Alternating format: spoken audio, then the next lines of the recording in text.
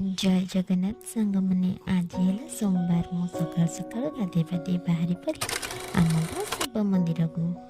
ये शिव मंदिर को आम अपा मु झी जाइलु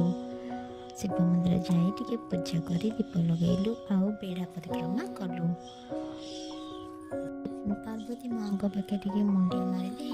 घर को आसिक ब्रेकफास्ट बनई इडली आउ मटर तरकारी मु जल्दी जल्दी मटर तरकारी इडली बनईली कहीं बापा मेडिसिन खाଇବା टाइम हो जाता से टाइम है 9:30 बापा टाइम जब टिके गड़ी जाए ना बापा थे आमको जोर से गाड़ी करती आम से तरबर हो दी जा जाक पिठा मटर तरकारी बनईदेलु